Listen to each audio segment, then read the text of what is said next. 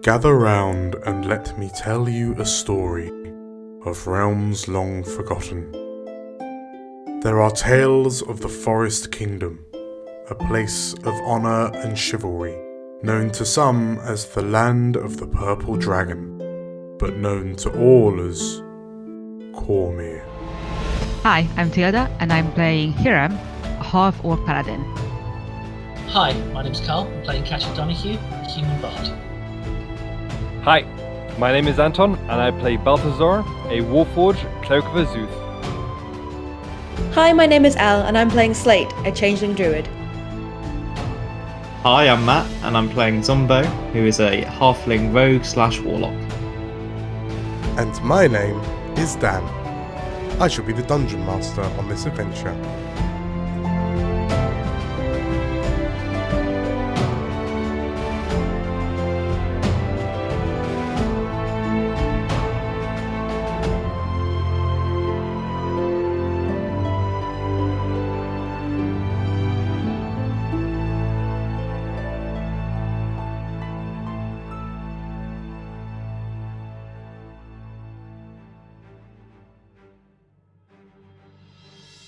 Hello! Welcome back, everybody. Hello!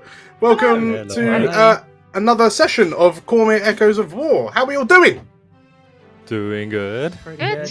Yeah, great. Marvellous, marvellous. How are you? I am hot.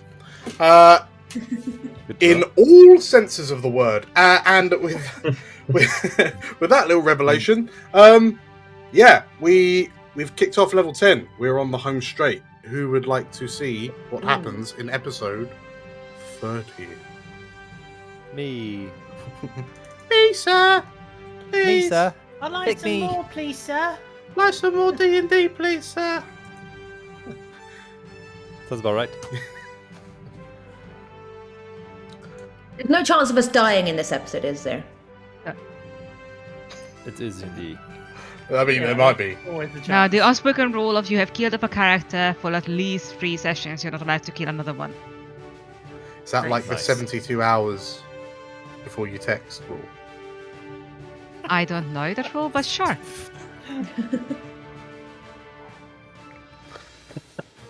Named after the mother of the first king of Cormyr, Suzail is a gleaming beacon of peace and order throughout the realms, home to one of the greatest military and diplomatic powers in current times. Referred to by the sages of Myth Draenor as the brightest gem in Cormyr's crown, Suzail has been the home of the House of Oberskir since the nation's founding, and from this grand city have the Oberskirs led their people through trials and turmoil. Upon the very walls of Suzail, Raedra Oberskir cast down the visage of Thalglora Morgurus, the Purple Dragon, and within the very throne room of Suzail, Raedra Oberskir abdicated the throne to her uncle under pressure from the Warhounds. To have made such an important impact on the nation is impressive, but the Warhounds' tale did not end there. On the request of the mysterious Order of the Golden Chain, the Warhounds arrive in Suzail to investigate some troubling rumours of mass kidnappings.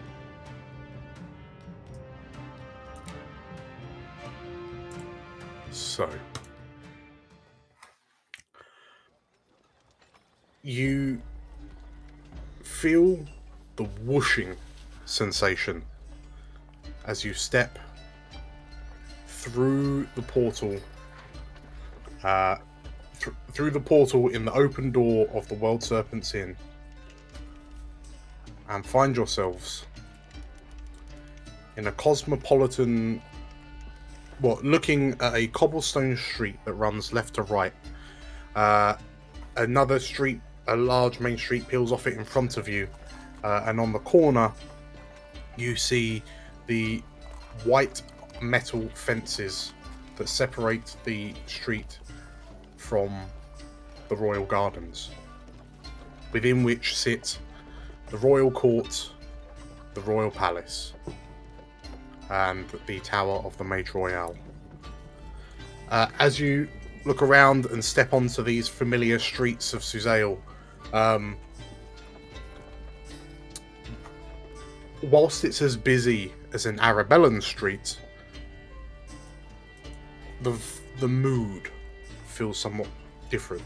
There seems to be almost more kind of order and kind of structure to life on these streets compared to the relative chaos of the mercenary Arabelle. As you step out onto the street and kind of turn to look behind you to see which doorway you've just emerged from, you find yourselves stood outside the Myrmidon. The Suzailans among you, so Katya, Hiram, potentially Zumbo, maybe. Is Zumbo Suzailan? No, he's not. Okay. No. So, Katya and Hiram, you know the Myrmidon to be one of the older inns in Suzail. It's operated under a number of different names in the past, and is actually run by a pair of retired purple dragons. It's one of the frequent haunts for adventuring parties, purple dragons, war wizards, etc. As such, the fact that you've just kind of materialized in the doorway doesn't seem to faze the patrons as much as other places where you've materialized after leaving the World Serpent's Inn. But you do get a few curious looks from the patrons inside. And as you look left, right, towards the palace, Warhounds, what do? Balthazar will address the group. So, where should we start? Do we have any leads? Not really at the moment, do we? No, Do we have a contact? no, not. Or should we just ask around, I guess? Well, we could go to the library. I mean, I'd like that, but we're going to find people there? How about the notice board? Surely there would be some notices from people who are missing their loved ones. Oh, that's a good idea, Slate. Mm-hmm. Yeah. Maybe in a pub, in an inn, there might be a notice board. I could always inquire if, around here. Maybe even sort us out room and board. Yeah. Always Why good not? to know where you're sleeping. Let's go in. Sure. Well, so as you kind of step out into the street, Katya, as you kind of look around trying to think where best to head first, your eyes are drawn westwards, up the main boulevard, and approximately 3 blocks up, you can see an area of the promenade that's kind of blocked off from public access, but effectively with kind of there are workers in the street and they've cordoned off an area, and you can hear the sounds of hammers and timber, and it appears that there's something being rebuilt, and as you all look up, you realize the Dragon Riders Club appears to be being renovated after a freak fire broke out from the underground pool heaters. It was a tragic accident, but yes, that seems to be being kind of rebuilt. Is it obvious who is there kind of any kind of, I don't know, company banner, being rebuilt by the Suzail, who cares, or under new management, all that kind of stuff? Is there any kind of tell sign? You'd have to kind of go up that way to have a look. So if you're interested, I think first Slate would turn to Katya and say, if you don't want to go, we don't have to, but are you kind of intrigued who might be behind it being rebuilt? Yeah, I'm wondering, because without Ursula, her empire's probably starting to collapse around here. Or someone could be taking over? Let's have a look. I think Okay. I'm happy to have a look. As you head up the street towards the Dragon Riders Inn, you. Sorry, could I just say before we go, I think I'd probably duck into an alleyway and change how I looked, as I still wouldn't feel comfortable being Slate and Suzail, especially after the whole changeling thing. Probably Ameline. I can be safe here with Ameline. One of the only places in Cormyr you could be safe with Ameline.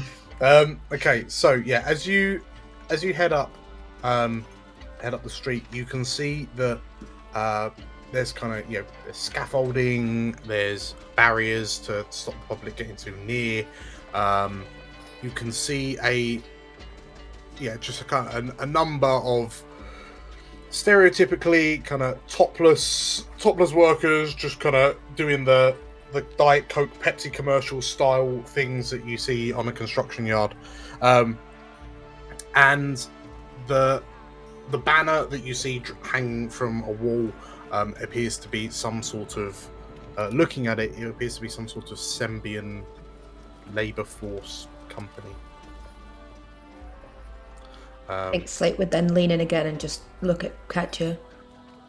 Does that look like anything to you? No, nothing I recognize. I mean, looking around, you notice that there's a number of kind of purple dragons loitering around the site, but it's clear that, like, taking a look at them, you realise, they've been posted here, but it's clear they've been posted here for some time because they are not paying attention. They've been here long enough, but they've just kind of gotten weary of the assignment. But it's not a company name you've heard before, Katya. And as you kind of chance a look, you actually give me a perception check.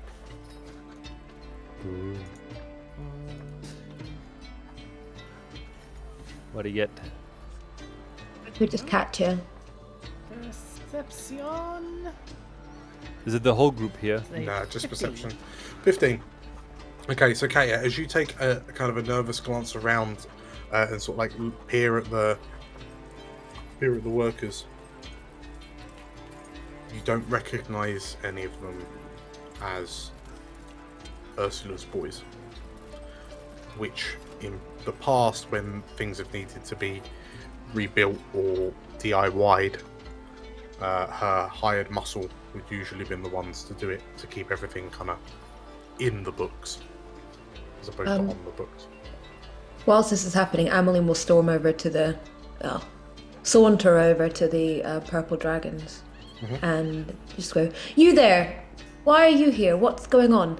This looks so different to what it did last time I was here, you know." They look to you and they bow because they see you as a noble. And yeah, one of the purple dragons looks up at the area, and from here you can see just how efficient this fire was. I mean, what's left of it is heavily scarred by kind of burning. And effectively, the only thing that was really left were the foundations and a space for a swimming pool, an empty bath, an empty bathing pool. But yeah, the purple dragon nods to you and, well, yes, my lady, it's such a shame what happened here, but yeah, I know it's a favourite of the royals, so I suspect that's why the king ordered its reconstruction. Ah, well, that's good. I did so love just relaxing after a hard day of long work. You know, it's quite busy for a woman of my stature. So, I'm glad that that's coming back to us. But you know what? I hope it's not under the same people as it was beforehand, because actually, between you and I, they weren't that, they just didn't have very much class or tact. Very, kind of seedy. What, you mean the Pellegrews, ma'am? Do I?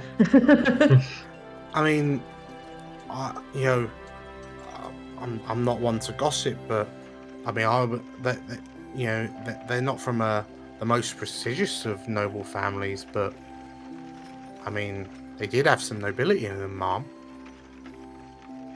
Well, nobility can only carry you so much. It's more about the sort of business that you run, and well, it's all past old hat now, I guess. So it doesn't really matter. But between you and I, it was not always above board, I've heard.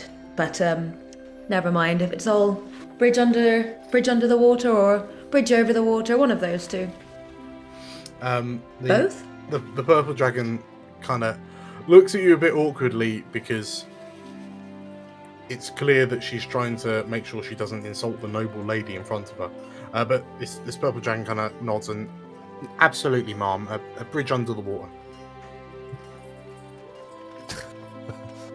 Well, have a day and goodbye. Have a day. As you go, the purple dragon kind of calls out, and you two, Mom, you stay safe. More so than usual. Okay. Sorry, what do you mean? As you say this, the other purple dragon, who's been clearly kind of not trying, like earwigging, but not looking like he's listening to the conversation, turns and well, have you not heard the kidnappings? Kidnappings? Oh. Do you around here or? The purple dragon, the second purple dragon, kind of blushes, and he looks a bit bashful and my apologies, Mom. Perhaps you've been out in town and missed it, but we've instated an earlier curfew than what we normally do, than what is normal, because there's been a spate of kidnappings.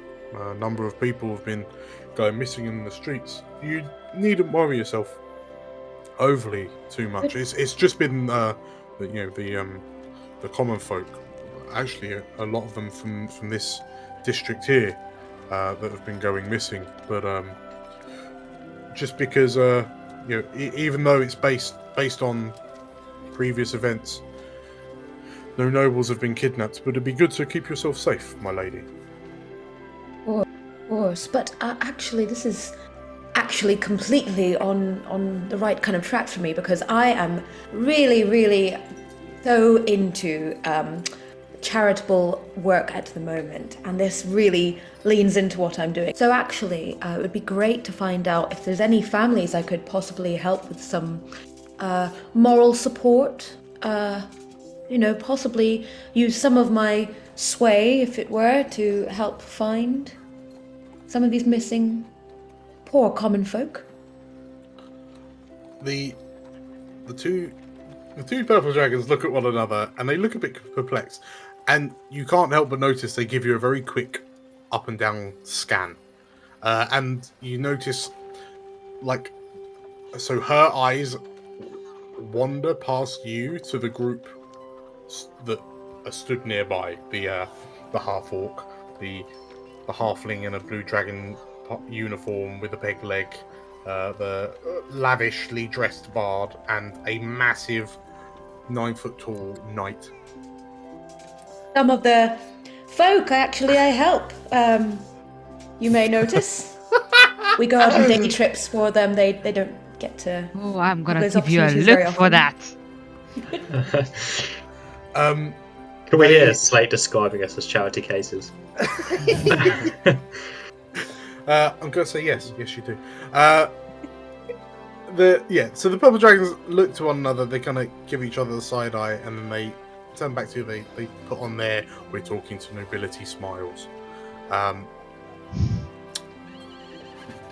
wouldn't worry about it too much, Mom. I mean, there is a lot of work that clearly need to be done, but as I understand it, the Society of Stalwart Adventurers has undertaken a drive to help the families affected. But That's absolutely wonderful. yeah, I worry that they might be a bit too raucous of a crowd for a lady of your stature. Oh, potentially. Well, if you ever do think of anything that might be something we could help with, do let my organization know. You'll find us everywhere. We're the Land of Hands. Okay. Land of Hands. I haven't heard that. Well, I must go. Toodles. And then Okay. off I'll go. The two purple dragons look a bit bewildered as you kind of prance off back to the rest of the Warhounds. And for all intents and purposes, yeah, everyone overheard that conversation. Well, what do you learn there, Slate? Then Stalwart Adventurers, kind of focusing on this. It's around this area, so that'll be helpful. What else? Well, oh, couldn't have it over here. Charity cases. Well, you've got to get into the character, don't you? Come on, Hiram. You can't just be going, oh, you know. They were looking at you very oddly, I must say. I don't really disagree. So That's not my fault. Okay. all right, we need to go find the Stalwart Adventurers then. Do you mind if we make one pit stop first, though? I just want to check something. Okay. There's a tavern not too far from here called Teneth's. I just want to make sure that Ursula's empire is actually collapsed. 'Cause this is Called a good 10 ifs. Teneth's. Yes, it's down that way, 3 blocks, pretty much near to where we came out by the Miradon. maybe before we do that, Kate, do you mind if I hang on to the alchemist fire just for the duration of our visit to this tavern? No trust. She None. She looks mildly offended, but then she was like, she reached into the bag and hands them to you. It's like, probably a very smart idea. Yeah, I do have them from time to time. 100% sure how I'm going to react walking in. Nice one, Zumbo. Glylis was always nice, but he did still work with Ursula, so... And she hands you, like, the remaining alchemist fire. Yeah, you can have them back once we're done. Uncommonly generous. Okay. So, you Warhounds, are you happy to let Katya detail you to... What would we know about this this particular quarter of the city if they're saying that most of the disappearances are around here? Is there? So, Zombo, as you take a very quick look around this neck of the woods, the thing you notice is that it seems like the sort of place that you would get on with incredibly. Oh dear, that's not a glowing report, is it? The streets are slickened. The brickwork is mossy and dirty. The roofs are patchy. This is clearly one of the poorer district in Suzail, which isn't saying much. I mean, it's still disgustingly expensive to live in a place like this. But yeah, this is certainly the cheapest part. Okay. You notice a lot of, like, for want of a better word, common folk living here. Whereas if you peer up to the north, up one of these streets, you can see the stark difference of this district with the next district to the north being dominated by these big, lavish, multi-floor manor houses and like gated off from the rest of Suzail. It's clear that that's where the nobility live. And where would the sort of main thieves guild type presence or smugglers or those sort of criminal underworld types, where would they sort of hang out? So you look around and, like, you went to Walloon, you've been to Martenberg, so you're used to seeing all the kind of like thieves' cant style markings around to denote kind of criminal networks. So perhaps you feel a bit uneasy that actually, as you look around, You don't see any. Like, this place, even though this place is economically much worse off than the rest of the city by the looks of it, actually it looks like crime is surprisingly low. And you can't help but feel that that might be because you can see the palace from here, and the purple dragons are... There are a lot of purple dragons just kind of patrolling around. Yeah, Katya, maybe we should get off the streets. After you. Thanks. You know, I used to live around this neighborhood before everything kicked off, but yeah. Okay. So, you kind of head east along the main the promenade. You take a right turn south, and on the corner of a junction ahead of you, you see this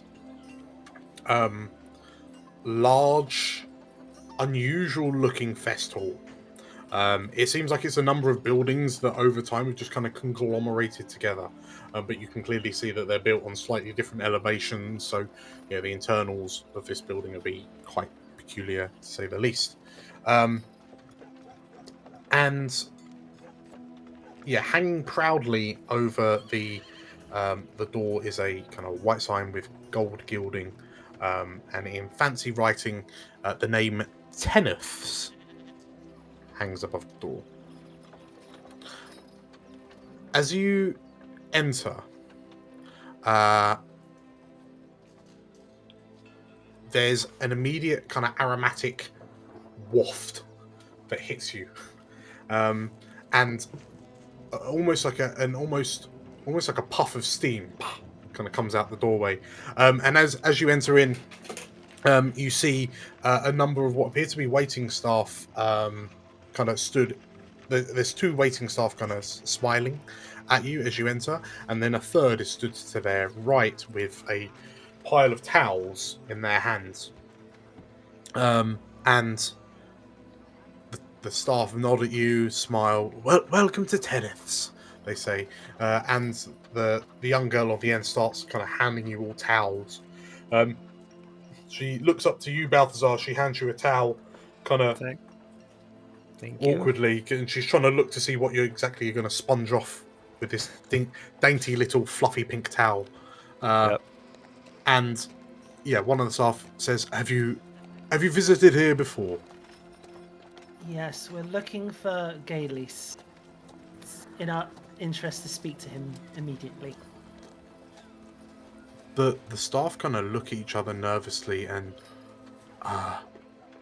my apologies, Mom. Gaelis is not around, I'm afraid. Where is he?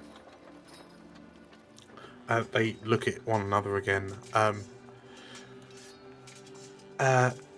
Master Cormyr has taken an extended holiday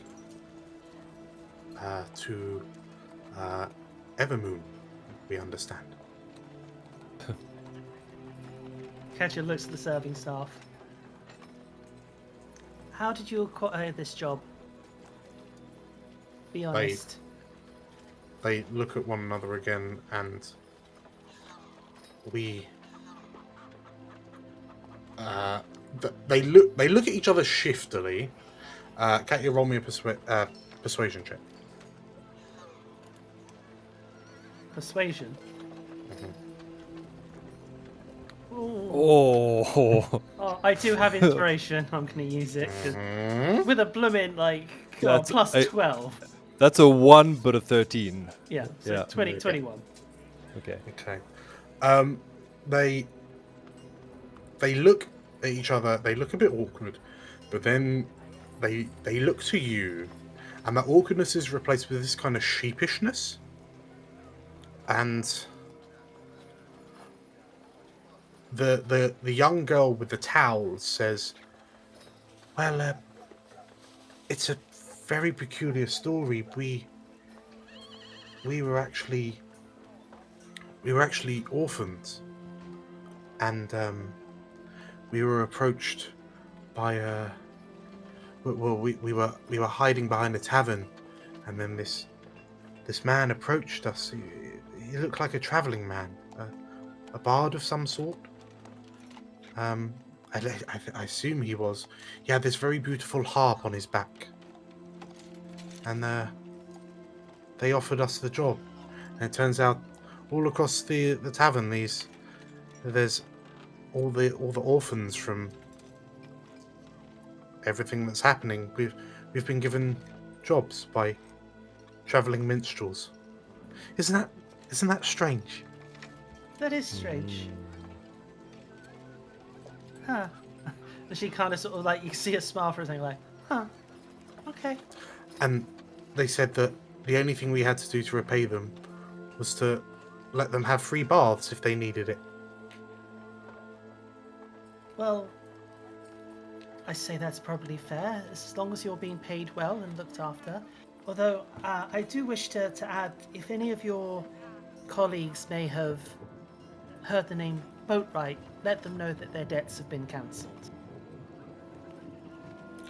The young girl smiles at you. Okay. The two other serving staff who look a bit older, there's a look of shock on their faces. And they look at each other warily, and one of them says, We'll make sure to pass on the message. And, also if that travelling bard comes back, say, tell them thank you. Even though we may have had our different disagreements. Thank you. The three staff nod, and then they kind of look at each other, and then they look to you lot, and... Sorry, are you going to be using the baths? I mean, maybe? It's just we'll need to take the towels back if you want. We are here. Yeah. I do love a good bath. Dan, is it morning or evening? It is morning, yes. Morning bath? Up to you, Warhounds. Maybe we ought to have a look into this missing persons business, and then, the bath is like the treat at the end of the day. Yeah. Yeah. Okay. Yeah, that sounds wise. Give back the towel. Yep. Okay. Somebody's already hidden his towel under his hat. How? They delicately remove it from your person. Sorry, don't know how it got under there. It's the octopus. She's always squirreling stuff away. Sure. The three staff kind of look to you. The young towel girl just kind of goodbye, like kind of waves to you goodbye. The two older ones just appear to be lost in thought. Cool. Shall we go back to the OG inn Yeah. we were in front of? The catcher walks outside, kind of like... Oh, Do you wanna share with the class? No, I just... I think the Harpers did it. I think the Harpers have been shutting down Ursula's operation while she's been away. How about that? Pretty good. Balthazar, can you create fire? Yeah, sure. Yeah. Just create... No. She reaches into a bag and she pulls out a note, and on the note the list of 4 taverns, and she's like, Can you burn this for me? I don't think I need it anymore. Yeah, I'll lift my hand and do produce flame. And she drops it in. Okay. Whew. As you watch this kind of note catch fire, and the names of 4 Suzail establishments, Dragon Riders Club, Teneth's, the Osculatory, and the Laughing Lass, as you watch the paper turn to embers, and you watch those embers kind of drift away into the sky. You hear a from kind of behind you, but just off to the side of you. have a look. And turning to look, you see a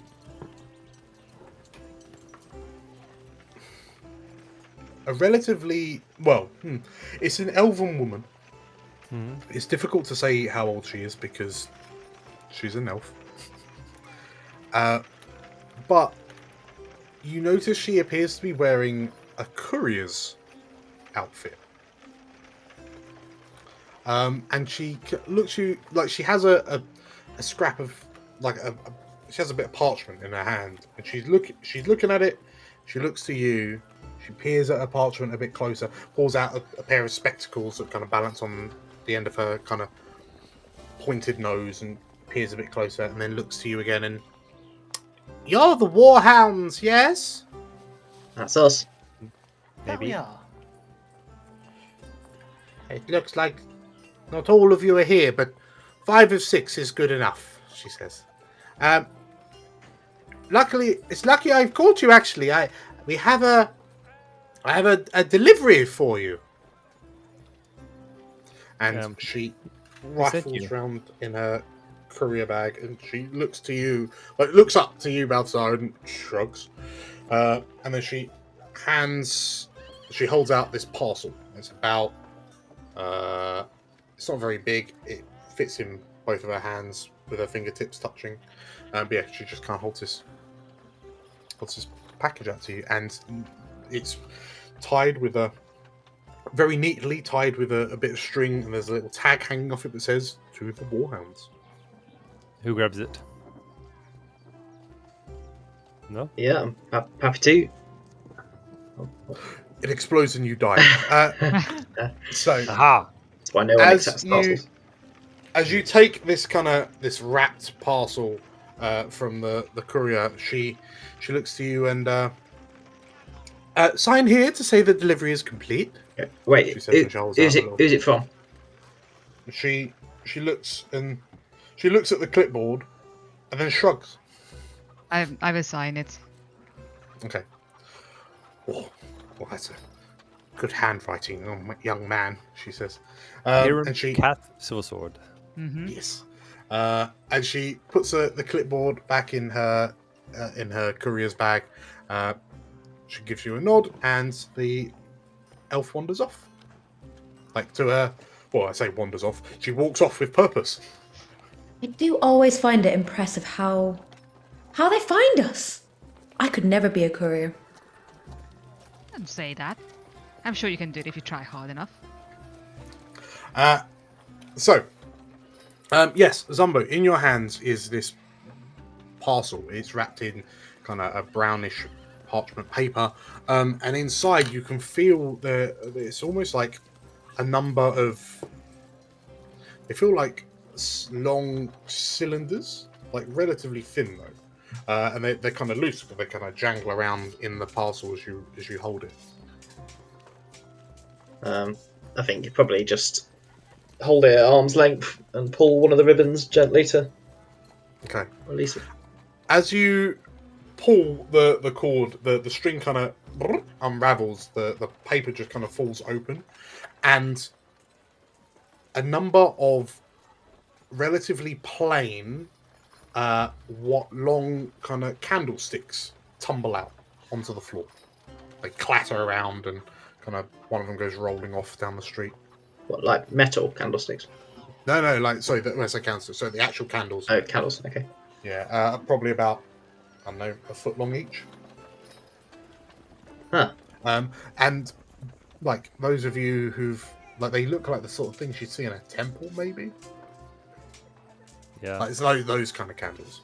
I think on the dropping, Ameline would scramble to kind of pick some of them up, because obviously candles are kind of delicate and probably not the best place to drop them as on a street. Yep. So as you grab up the candles, so Ameline, you quickly hoover them all up, and then you stand there holding, and they're just plain wax candles. But you look up, and Ameline is stood in front of you, holding 6 candles. Is there any note with them, or any idea who sent them? There's not a note. Are they inscribed with druid craft by any chance?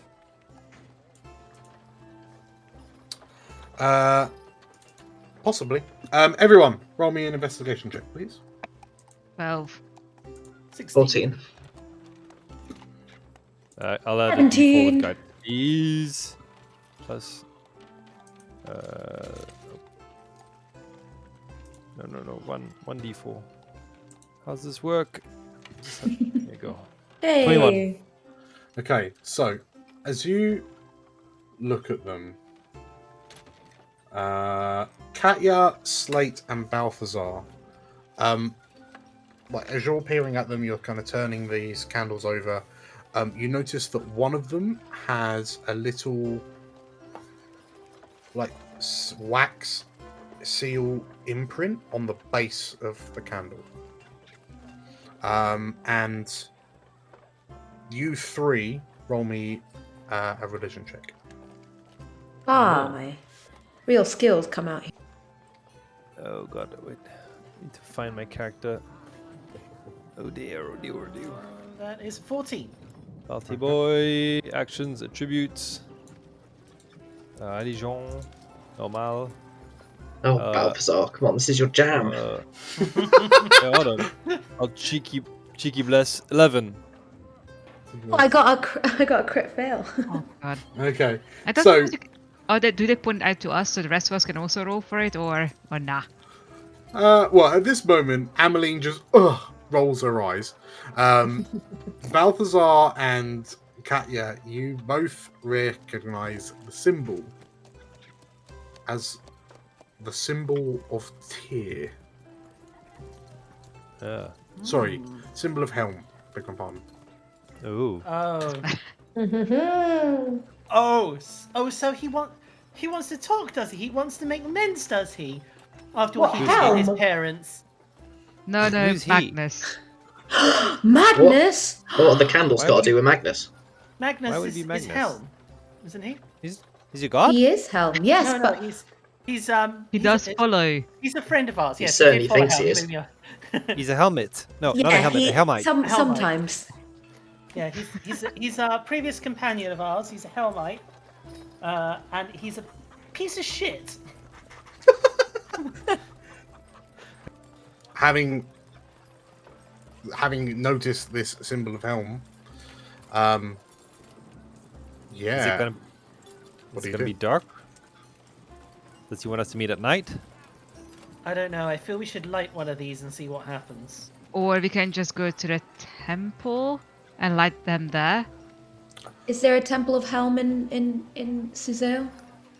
There is not. No. Is there a temple of like all beings? You know, like one of those kind of, you know, the ones you get at airports. Like Temple of all faiths. Faiths. No. I mean, you've got there's obviously there's a massive temple to Timora. You've got the shrine to. There are a number of shrines, so Malar, Tempest. The library is almost a temple to Ogma in effect.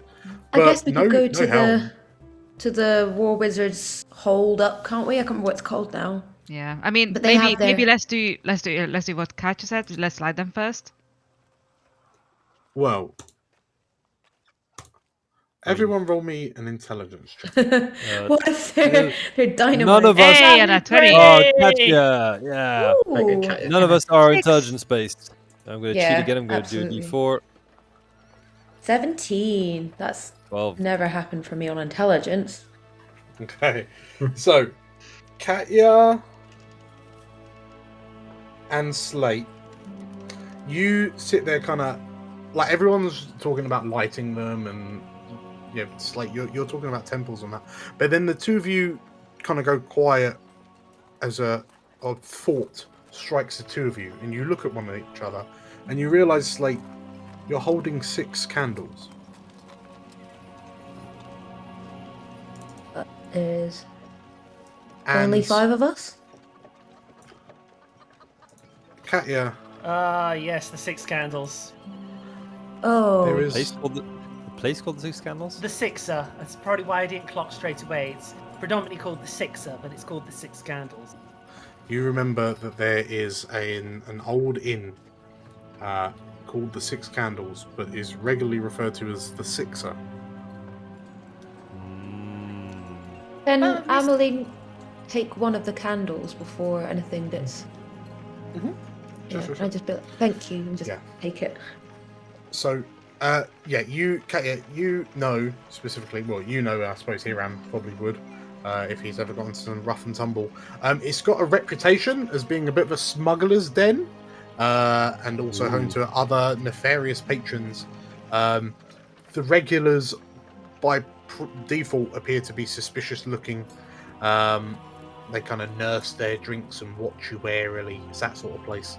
They kind of they mumble their conversations to one another. That sort of place. But Katya, off the back of your check, you've also heard that because of its notoriety among smugglers, supposedly, allegedly, there's actually a number of smugglers' tunnels. You've heard rumours of smugglers' tunnels underneath the Six Candles. Wait, what if it's a trap? I mean, I don't know this Magnus guy well, but it don't really sound like his sort of place, does it? Isn't he a bit hoity-toity for all this? He's very, very hoity-toity, but he's also not exactly subtle, and she points to the helm symbol. So, and he made the mistake of giving us candles, because I'm going to attempt to shove each and every one up his arse for what he did to his parents. I mean, we are still just assuming it's him. He's not the only Hellmite. It's Suzail, I assume. But he's the only one that we know. Yeah, but why the heck would you not send a message? Good question, Iram. Very good question. Maybe perhaps he just knows the area because, he's Raidra's boy toy, if we will. And I'm sure that if she asked him to do anything, he'd probably be like, oh, yes, I could do that. Yeah, but once again, Raidra is now fine. Like, they are safe. They don't have to hide anymore as much. Unless they got into something that we don't know about. Should we go pub? Yeah, might as well hear what he's got to say, I suppose. We need to go visit a pub anyways, see if there's any announcements. True. Yeah, and to be honest, it'll be probably the best place for information of what's happening in the underground. Okay. I mean, who's going to tell him about Badger? Or will he already know, do you think, from Raidra? I will let him know, it's fine. Okay, so you make your way back towards the Dragon Riders Club. It's the burnout, the devastation of the fire is that much more clear as you pass it and see it from the other side. But you carry on to the next block, and on the corner of this group of buildings is this relatively kind of ramshackle looking place. The air itself smells and feels more sordid. Like there's a fine veneer of grime that just kind of hangs on the sides of this building. As you kind of enter in, the door squeaks. As you enter in, the door squeaks. Ooh. 6 candles. And Hiram, as you open the door, you hear the music inside this inn stop. Like someone's playing a lute, and it just stops, and like all the heads turn to look at you as you stand in the doorway. And as you look around, you feel your gleaming, shiny armor feels heavier as you step into this place, as everyone just kind of peers at you. But there's a young... I'll say, sorry. If that happens, I think Emmeline would leave, would go, oh, wrong place, sorry. And then leave, and then come back as Chiron. Okay. Yeah, but honestly, Hiram is probably not going to take notice that much because it's been a difficult month. It's been a difficult Like he genuinely one. Okay. does not care what these Yeah, people think. fair enough. I like to imagine it. Hiram walks in and everyone's like suspicious. Then Balthazar walks in and they're like, "What's going on?" Well, as you The police have arrived. it's a Ross's. So as you walk in, behind the bar is a red-headed woman. The hair on the top of her head kind of plaited into long plaits. She has an excess of makeup. But she looks to you and kind of like leans round the two patrons sat at the bar and says, "Oh, you right, darling? Oh, come in. You'll let all the heat out. Come on, darlings. In you come. Come on, sweetie. Yeah, dogs allowed. Come on, love. Come on. Oh, God, there's a lot of you in there. Good golly, keep coming. You too, old timer. We've got OAP discounts. Come on." Okay. So yeah, she kind of this barmaid looks you up and down and says, "Can't say I've seen your faces around here. My name's Rosalina. Hello, how do you do? Grab a seat if you can find one. You probably can't because they're all taken. But what can I get you?" Do you mind if we call you Roz? Actually, only my ex-husband calls me Roz, Terribly and sorry. he's dead now. Not Lena. That'll do. Yeah, like that. No one's called me Sounds Lena before. polite. Sounds proper posh. Dan? Yes, here I am. Oh god. Do I see anyone who stands out or I recognize? No one particularly stands out because they're all looking at you. Not even the lady with the really shiny hair in the middle. So this is the you see a blonde-haired lady with a bit of a pixie cut bob. She's going around like she's got a tray of drinks and she's kind of clearing off a nearby table, but she kind of peers at you all a bit curiously and then she disappears off. Is that Magnus in disguise? Just putting it out there. But yeah, she the waitress in effect, the barmaid kind of comes back and she kind of smiles at you as she goes past, and then she Catcher gives Hiram a nudge as the waitress smiles at him like, as she starts putting the tankers down on the end of the bar. So Lena, I think we might be meeting someone here. All he did is he left us a little message. I don't know if anyone's expecting, say, the Warhounds? You might have heard of us. We're an adventuring group.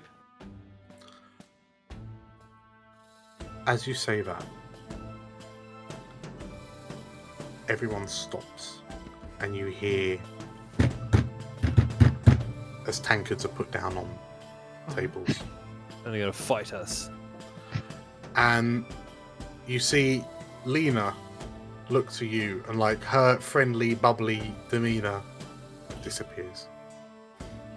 And you see her glance at the bald man at the end of the bar, just wearing this kind of like bobbly, like poorly made black leather jerkin, and he nods. And he gets up and he is surprisingly tall for a human, and he squeezes past Chiron and Drawl to the door and like stands between you and the doorway, and then you hear a click as the door locks. I love how the thing is going to stop us from leaving. You say you're from the Warhounds, eh? Yes. Depends. Is that good? I have Maybe. a song and all, if you like. The You may have heard of our prowess. I've only recently joined. I can only imagine Chiron deliberately makes his muscles sag downwards as he does that. Yeah. They start up, they go, so It just pushes them up from the back. Like. you see the chap behind you with the black leather jerkin takes the open sign and flips it to closed. Wait, they have an actual window on the... On the door? Well, sorry, I guess it'd just be like a slider, wouldn't it, on the inside of the door? But you hear a chunk as he slides it across from open to closed. And Lena looks to you and says, took you long enough. He's a fucking nightmare, he is. Yep, that sounds like our boy, it does. And the bartender looks to the blonde barmaid and Dottie, take him down. And before we go down, can I just like go past Lena and just go? Just because it says closed, does that mean we don't get a drink anymore? Can we still get the drink? Lena does that. She laughs. She lets out an exasperated laugh and gestures for Dottie to take you down the stairs. So, drink or no? We can drink later, Chiron. Let's move. I'll need something to smack around Magnus's jaw. So, Dottie, the barmaid, kind of leads you around and goes to the top of the stairs, makes her way down. Boop, boop, boop. Ah, we are done. Dan, can you grab Emily for me? Ah. And oh, hello. Fish. As you... Fish and Axikas.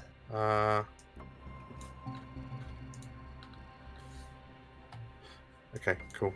As you make your way down the stairs into what appears to be this kind of dusty, very poorly kept basement. 1, 2, 3, 4, 5, 6. Who else isn't down here? Chiron's not down here. There's Chiron. Chiron's at the pub drinking. Still trying to negotiate that beer. If I say I'm not with the Warhounds, do I get a drink? Stood in front of you as you walk down the stairs, sat at a table, is a red-skinned tiefling woman in a blue robe. Her tail kind of lazily snakes round the chair leg that she sat on, and in front of her are a number of dusty, old-looking books like Balthazar. They look incredible. Opposite her, opposite this tiefling woman, is a dark-skinned archer of sorts in a rose gold and forest green armor. And you immediately recognize the two of them as Axikas and Helenis. Two stalwart adventurers, Society of Stalwart Adventurers that you've adventured with in the past. And Helenis, you met both of them back in the Stagsteads in the King's Forest. And the keep, right? Were they there defending it with us? Yeah, they were there. Yeah. They were there. Yeah. And Slightly. Yeah, go on. I think Chiron probably move forward and say, well, aren't you two a sight for sore eyes? Helenis looks up to you with a smirk, and Axikas, without looking up from her tome, says, took you long enough. Hi there. Well, we had bit of a busy time. Helenis looks across your number, and she seems to notice something. And Hiram, you see her brow furrow, and she goes to kind of say something to you. When you hear footsteps from the doorway to the south. And stepping out from around a corner, you see not only Magnus. Oh, what's his name? But an Aaron. armored, Fox! armored purple dragon that you recognize to be Aaron Fox. Catch up. Everyone that really liked Badger is now in one room, so we can break the news in one go. Thank you, Dan. It's going to be a Thank real fun conversation. This. Before anything else, Katya uses Mage Hand to slap Magnus across the face. And as Katya does that, Chiron says to Magnus, "Aren't you a sore sight for eyes?" So you have been so mean to poor Magnus. Zombo might just pass Katya the alchemist's fire back and just get, if you want to. Thank you.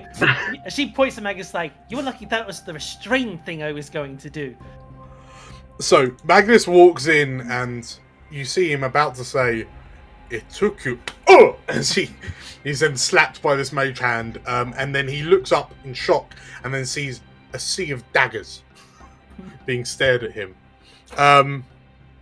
And Aaron kind of slips in behind him and crosses his arms and leans against the wall behind him, and they seem pleased to see you, Magnus. And he looks at you all with a smirk.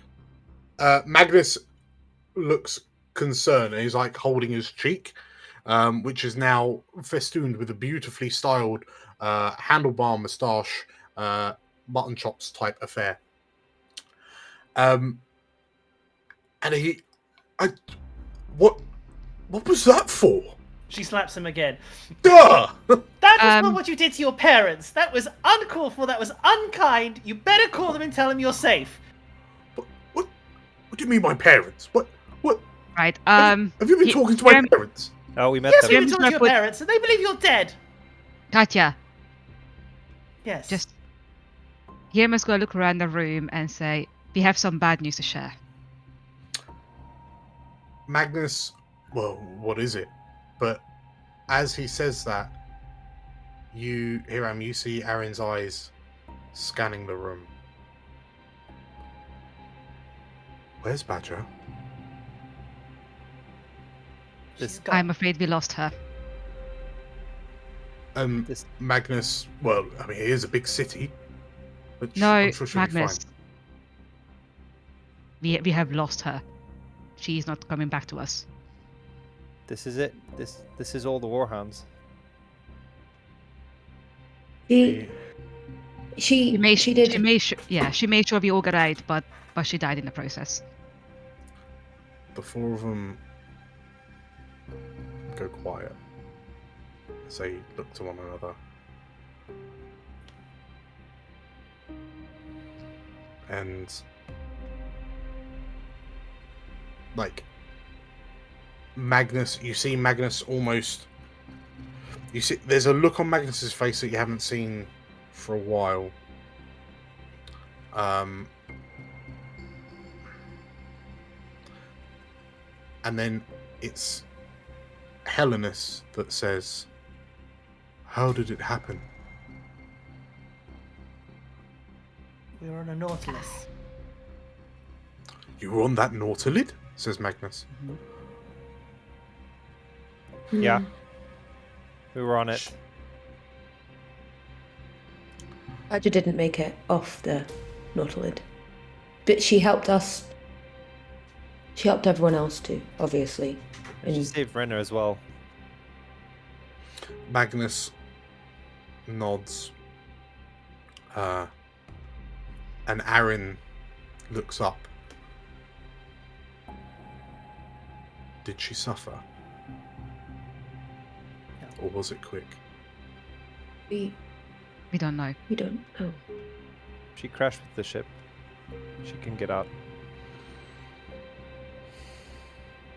And you see Aaron he closes his eyes, and he lets out a deep kind of breath. By Timora's grace, I hope it was painless.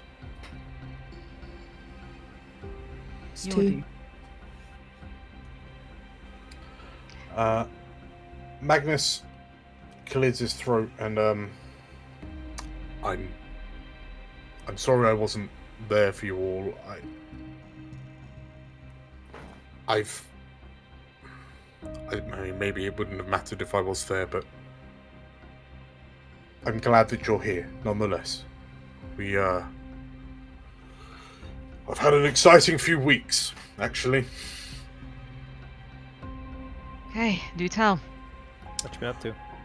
Well, I'm not sure if you're aware, but there was a small civil war happening on the streets upstairs, which was not fun.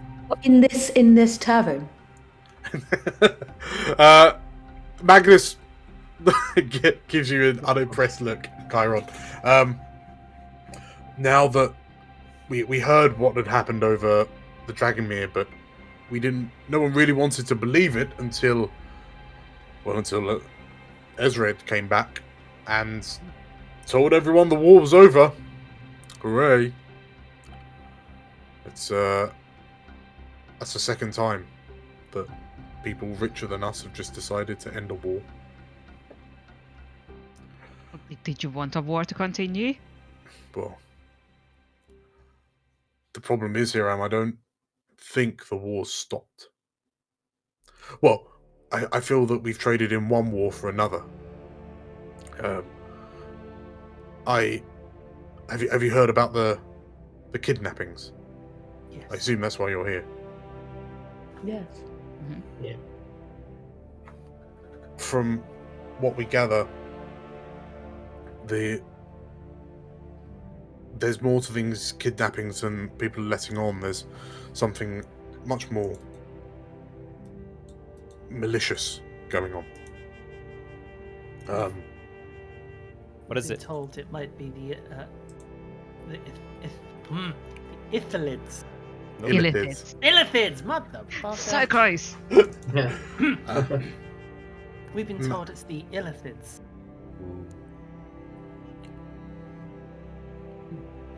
Magnus, come again? I mean, did you not get them all when you blew up their ship? Oh, maybe we should start from the beginning. And someone who's better at recalling details should really go into But something. then Magnus kind of stopped him. Wait, what? Okay, fine, you fought some mind flayers, and that would, what do you do? But no. This is all about. These are Sharans, isn't Netherese? Oh, yeah.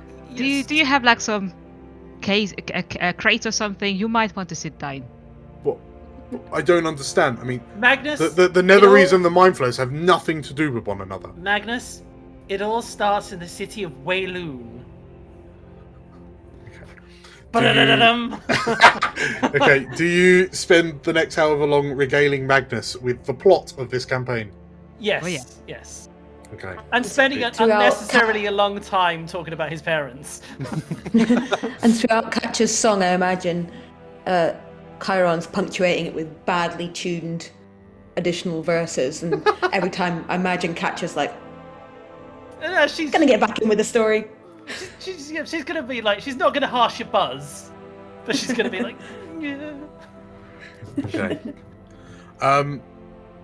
So, Magnus ends up, like, by the time you finish your story, Magnus has wandered back into his study, pulled up a seat, and is just sat with his head in his hands.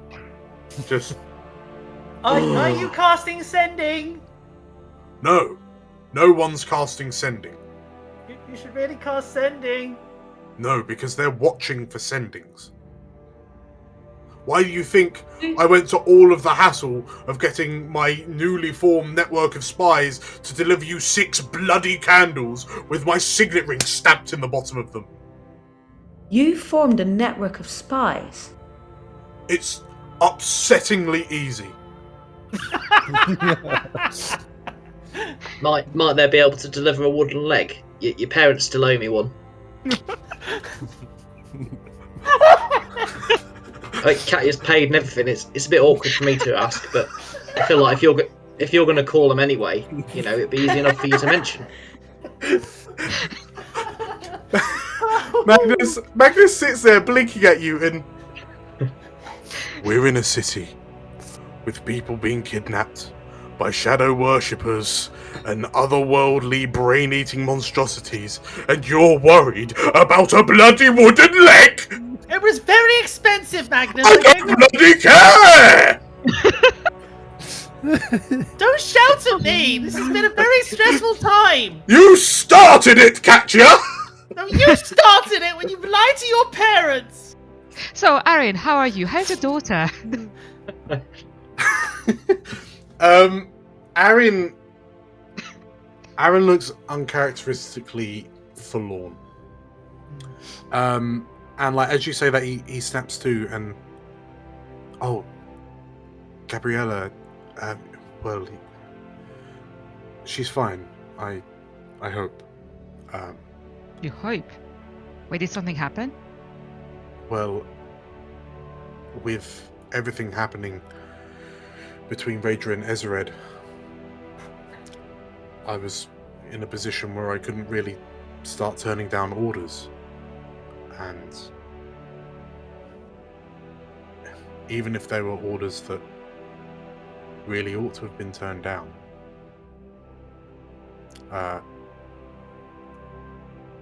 I've never refused an order before,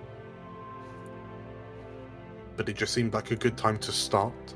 So yeah, I didn't want Gabriella to get caught in the crossfire, so I had her sent away, out of reach of everything that's happening here. Watching her leave was one of the hardest things I've ever done, but every morning I wake up expecting, hoping that there will be a day where I get to see her again.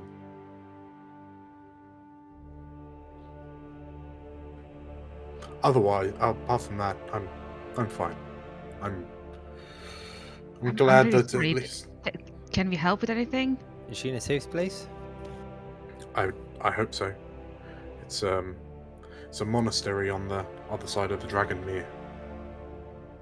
So the clerics I handed her off to said that she would be fine. So we can only hope. Yes, can you help? I suspect so. I mean, it's good that we're not killing each other now. Now we just get to kill shadow worshipping fanatics and squid people, apparently. Mind-eating squid It's more people. straightforward. Yeah. He looks unsure. I mean, I hunt dragons for a living, and this just seems well above my pay grade. You get used to it, unfortunately.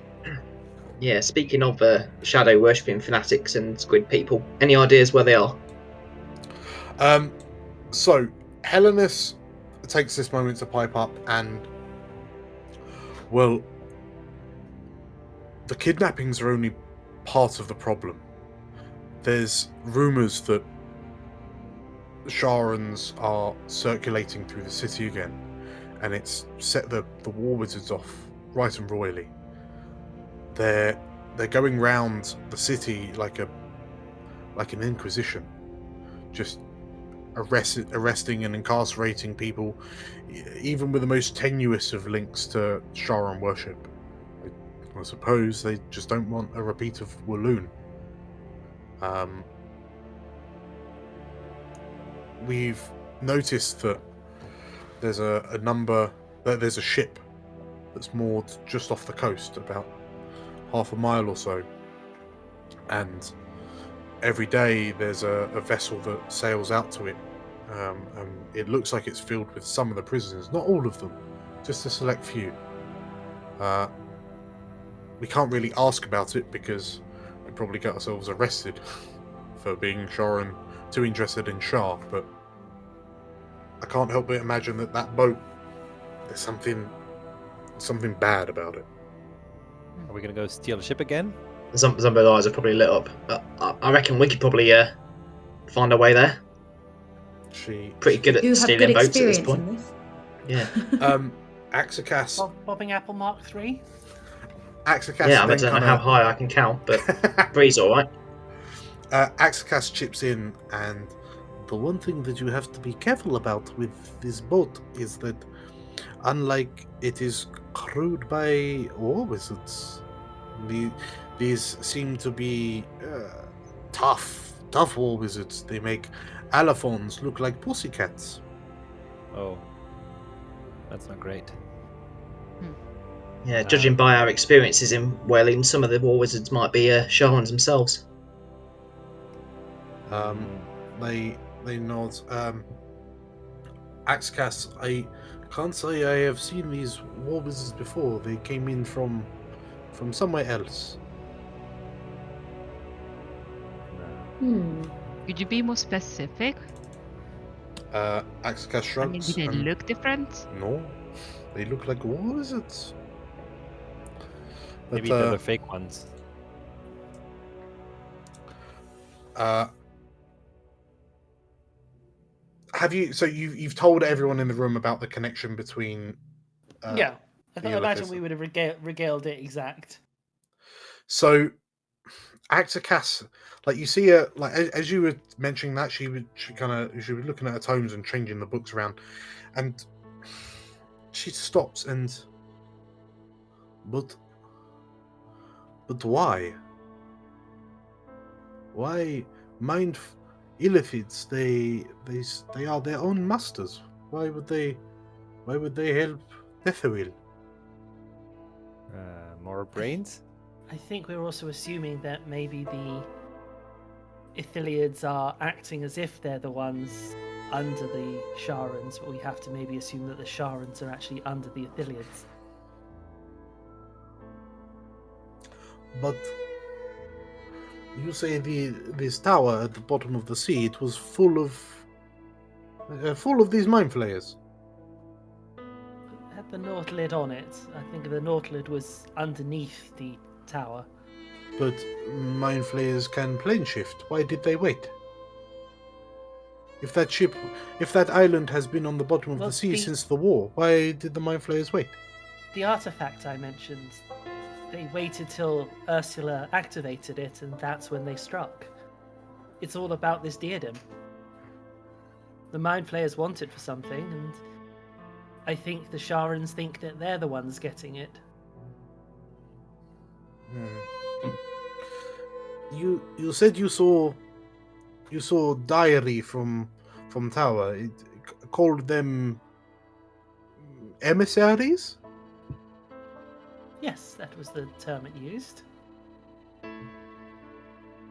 For a nation as power hungry as Netheril, who are versed in backstabbing and treachery and lording it over others, seems odd to have such a close relationship to another race of creatures that look to enslave everyone. Maybe it's a case of each one thinks they can outplay the other. Be best of bedfellows for now, and when the moment is right, strike. Maybe they're both waiting for the other to look weak to take what they want. It's an alliance of convenience. Axicas ponders this for a little while. And Magnus kind of re-enters the room. So we're planning. Realistically, we want to get some people on this ship, if nothing else, to free the people that are in there, because we know for certain that. I wouldn't be surprised if none of them were actually Sharan worshippers. And take it from me, I've seen enough Sharan worship to know what Sharan worshippers look like. The thing is, our faces are... We've been in Suzail all this time. We wouldn't get anywhere near the ship before we were caught. But you lot, now... Sure, you're still extremely recognizable, but I feel like you've got a bit more oomph behind you, you know? I mean, I can make us not look completely recognizable. Give me a mustache. Done. Big, like... Big mustache. As this, as Magnus kind of thinks about it, and you bards, so tricksy. He says as he strokes his mutton chops. As this happens, you hear a kind of a dum dum dum on the floor above, like from the ceiling. It sounds like someone's banging their foot on the floor. And Magnus looks to you, Chiron, and kind of gestures his head to the trap door at the top of the stairs, and be a champ and see what they want. He says to you. On that, I will open the door. What? So the blonde barmaid looks to you, looks a bit surprised that it's you that answered. I was just wondering if we could speak to Magnus, was all. It's just it's an ever so peculiar thing. And oh yeah, as she says that, you hear her, excuse me, out the way, please. And from between this barmaid's legs, like she loses her balance, and this creature barges between her legs, and like to look at it. Let me get a picture of it so I can describe it in vivid detail. I thought it was Mixian ferret. I was hoping for Mixian ferret. It Me looks. It looks like. It looks like a large, flattish-faced beaver, but with a very short, stumpy tail, and it's about. I don't know. It's about a bloody hell. It's about a meter. It's about 3.5 foot long. Like it's a hench little beast. And this thing looks up to you, and Slate, give me a nature check. Is this a platypus? Okie dokie. I'm imagining a platypus. Nature. Didn't have Natur. enough last night. Oh, You- 14. So you stand. So Chiron, as you stand, like you've just kind of put your head up through the stairway trapdoor, and like you are eye to eye with a wombat. Oh. And this wombat is staring at you intently, and it wiggles its nose and... Excuse me, are you the proprietor of this establishment? It says. No, are you? The wombat cuts, and...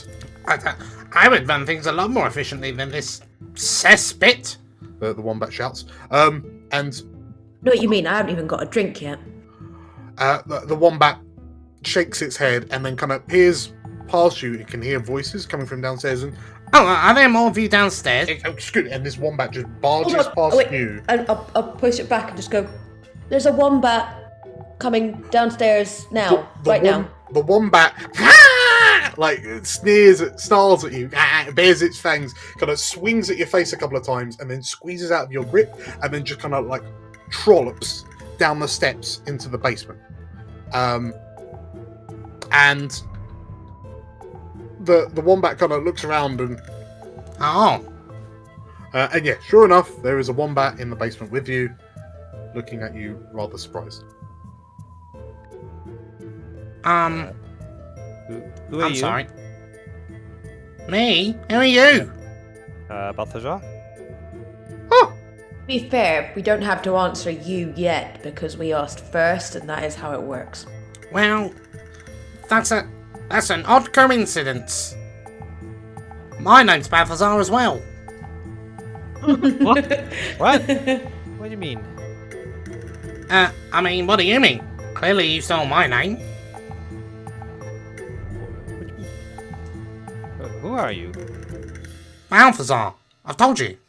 Balthazar the Why Wombat. are you here? Are you just copying me? Well, Get your own name. I heard there were some adventurers in town, and then they came here. I decided to come and investigate, and it looks like my wombat intuition has won out, because here you are. You look decidedly adventurous, especially you, says the wombat, pointing a claw at Drool. Drool goes into a big doggy grin and is like, yeah. The wombat kind of peers to you and... It's a very good name though, isn't it? Balthazar. Sounds regal. Yeah. My owner gave me the name. I'm very pleased she gave it to me. And who's your owner? The wombat kind of leans back on three legs and kind of waves a paw at you dismissively. It's a sad tale, actually. She was but a wee lass who had everything love could provide her torn away by a lust for knowledge. It's very good, actually. Very good story she tells. Does she have a name? Well, of course she has a name. Why are you here? This is a really secret meeting. Clearly. The wombat kind of looks at you. Well, that's the thing. My owner, I'm looking for her. We came to the city and she's disappeared. Yeah, I was hoping, given your adventures, maybe you'll be able to look for her? Master Wombat, so this Balthazar, story... please. Balthazar. No, but you're... Balthazar. Yes. Master Balthazar. Yes. All good stories need a main character, so in order for us to know who the main character of this story is, what is the name of your mistress? Daisy. Daisy, that's a lovely name. Yes. Daisy. Lady Talbot. Daisy's a lovely name. Are you her familiar? Familiar? Watch your mouth out, young girl. No. I'm her erstwhile companion. Apologies. When she told me that she was travelling all the way to Suzail from Warhounds, I said, you can't go on your own, it's too dangerous. I will come along and be your bodyguard. And then what does she do? She just swans off into the night, doesn't come back. And what's a wombat to do but recruit some middling adventurers such as yourselves to help find her? Hang on, middling? Well, yes. Well, apart from him. If Drool could fist bump, he would. In his head, he's anthropomorphic, going, yes. Magnus is blinking. Like, what? I imagine the lights are just going one off, one on, one off, one. What is it with you lot and things like this? But don't blame us. We're here with you. Yes, if anything, it's But your also, fault. how difficult do you think would it be to get a wombat on a ship? Magnus looks at it, and Aaron kind of leans around and, I mean, he doesn't look very buoyant. Neither does Balthazar, but he's our lifeboat. As Zombo, as you say that, the wombat and presumably Balthazar both go, yes. I look over to you. Not you. Balthazar. And the wombat keeps looking at you expectantly. Can Balthazar make a nature check to see why this wombat is talking? Yes.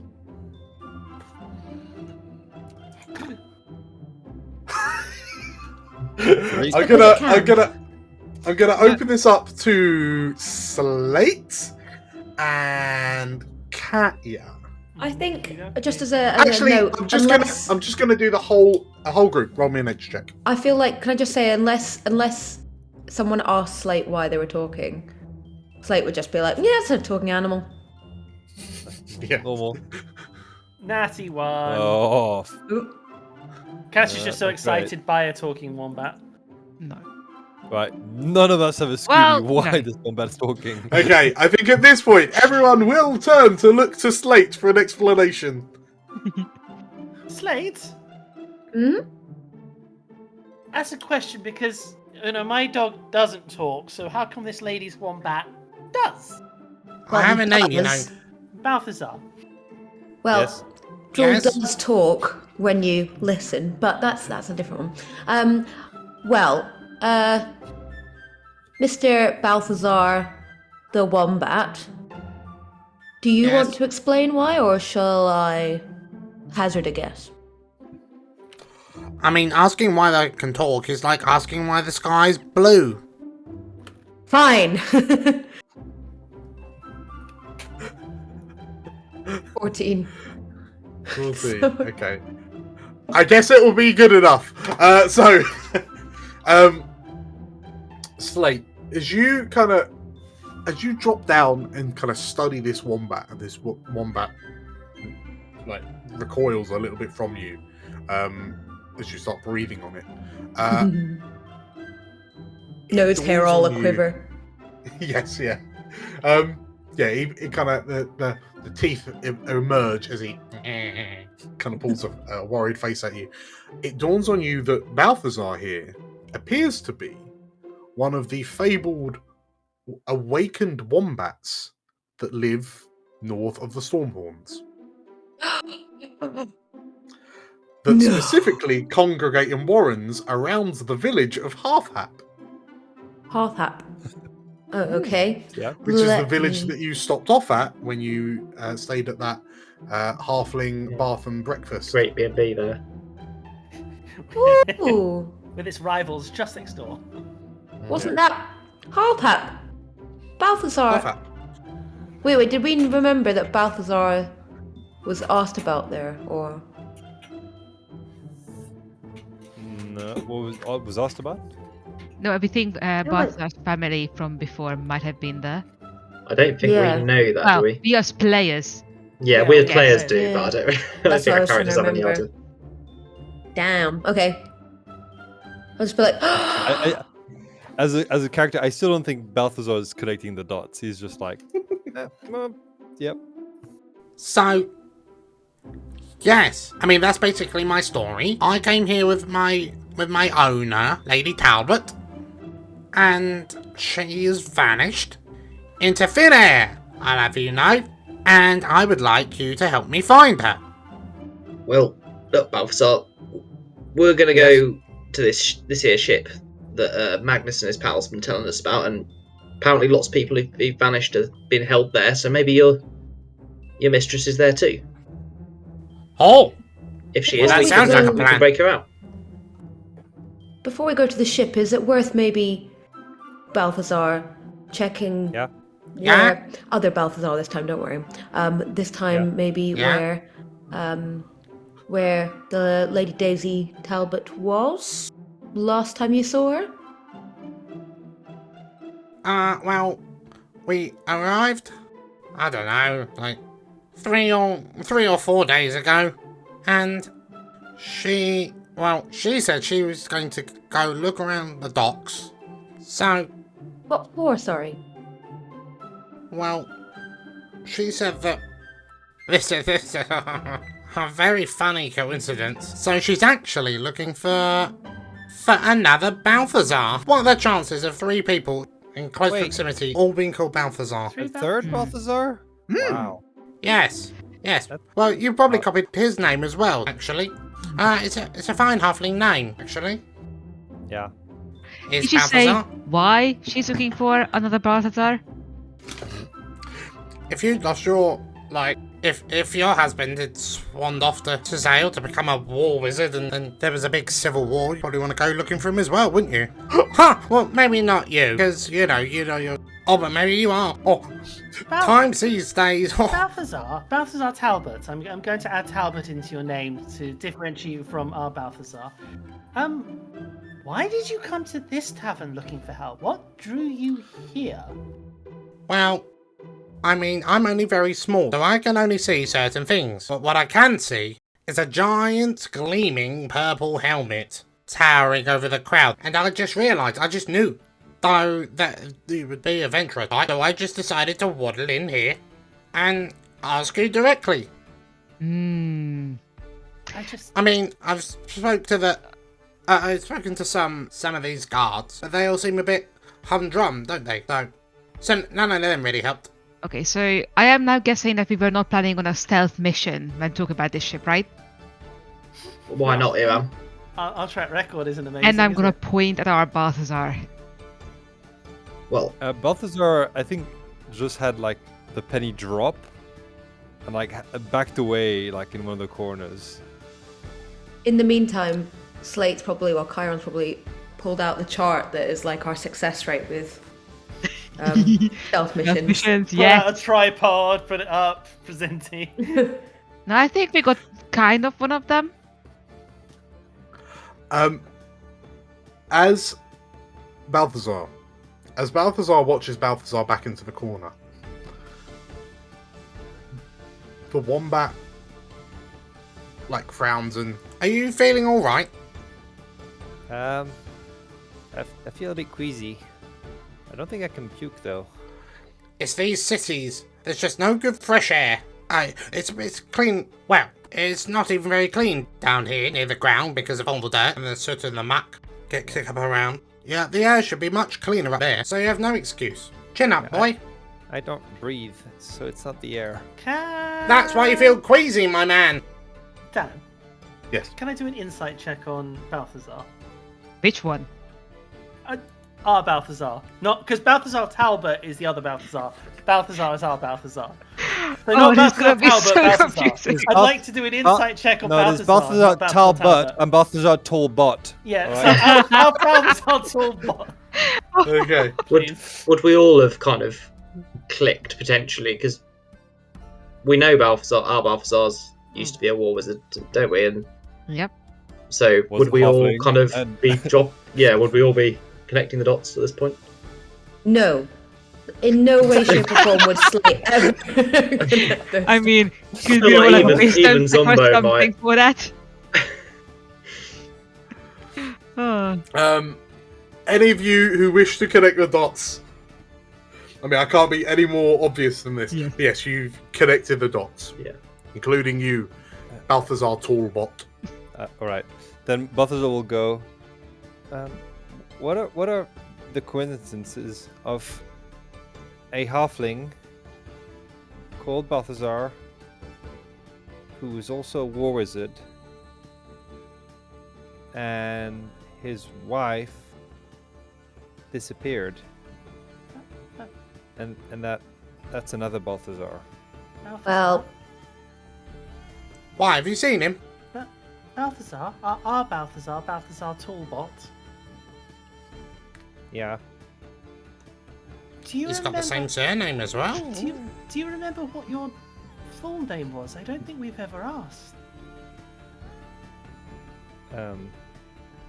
No. Do you want me to have a look and see if I can find it?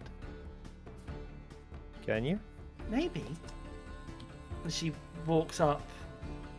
You've got to not... It's hard to say. Just don't try to push me out of your head. Like, I can dig deep, but I need you to be willing for me to dig deep. don't struggle is what she's trying to say. Fundamentally, don't think too hard. Think on what you want to look for, and I can try and find it from there. Okay. In the week after Badger, I've been really practicing this. And she basically puts her hands up to your temple. The classic sort of superhero style, sort of middle finger sort of resting slightly on your temple, and she closes her eyes. She takes a deep breath, and when she opens them, her eyes are glowing white, and she casts her free detect thoughts for the day. Ooh. Okay. As you feel that kind of weightlessness as you feel like you're being dragged into Balthazar's mind. And when you come to, you find yourself kind of in what appears to be almost like an orchard kind of field. You can see a number of well-groomed kind of apple trees kind of off to the sides. In front of you is what appears to be a halfling in a suit of some sort, and you recognize the halfling as the owner of the bath and breakfast that you stayed at. You look behind you over your shoulder and you can see a number of what appear to be pews, halfling-sized pews, covered in sitting halflings, also in suits and dresses and fancy attire. Some extravagant hats worn by a vast majority of them. And then when you turn to look, there's a female halfling stood next to you in a white dress. And as you look down, you notice that the two of you have matching rings on. And then you look back up to this halfling in front of you, and you see the archway kind of over his head with the floral wreaths, and it dawns on you that this is a wedding. And you hear a voice echo out, "I now pronounce you Balthazar and Daisy Talbot." And the glow fades from her eyes, and she looks at you and is like, "Hello, Balthazar Talbot. My name is Catcher Donahue." Hello. Not you. Hey, you're also called Balthazar Talbot. I wonder how many Balthazar Talbots there are. She telepathically puts directly into his mind. Your wife was very beautiful. I think we're gonna go help her now. I think Balthazar will fall to one knee and put his hand to his head. Oh God. She's killing him! Shouts the wombat. She basically goes to her knee to help with Balthazar. Are you okay? I'm sorry, I didn't probe too deep, did I? I don't know what's worse, that my wife is missing, or that I forgot I had a wife. Yeah, she's not going to be happy with you, mate. Your wife is missing as well? Oh dear.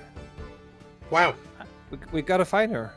I mean, given all the coincidences happening today, perhaps both of the wives are on the same ship. So yes, perhaps we should get our scallywags on. I hope you can swim, because I can't. Right, Mr. Wombat. I can't. Yes. I have good news for you. Yes. You have found your owner's husband. Well done. Welcome to the party. And I'm pointing at Balthazar. I'm a halfling. The wombat kind of sits on its back haunches and looks up at you and Now, I may only have been walking this earth approximately 3 years, but I can tell you're definitely not a halfling. Perhaps you're, 3 halflings stood on one of each other's shoulders. Well, you're not a wombat. How dare you, sir? like squeaks this wombat. And at this point, like, Magnus is still just like watching this circus going on in his secret base of operations. And he goes to like say something to break up this comedy, and then there's another on the ceiling overhead, but it seems more urgent this time. This secret base doesn't seem very secret at all. I must admit, Magnus. Maybe you should switch it out. As you say that, like, you see Magnus, Aaron, Helemus, and Axicas kind of looking at each other, and then you hear another series of like bangs on the floor overhead, but they're slower, but there's no rhythm to them. But some of them come quick, some of them come slow. And Magnus panics and looks to you, and they're here. Who's here? You hear the sound of the squeaky door opening upstairs. And just off in the distance you hear, "Oh, right, Governor, what can I do for you today?" And you hear footsteps walking overhead. You can hear the floorboards creaking. And break. Let's grab a 10-minute break. Hey. Sweet. Nice. Oh man. I like that. See you in 10. See you in 10. In 10.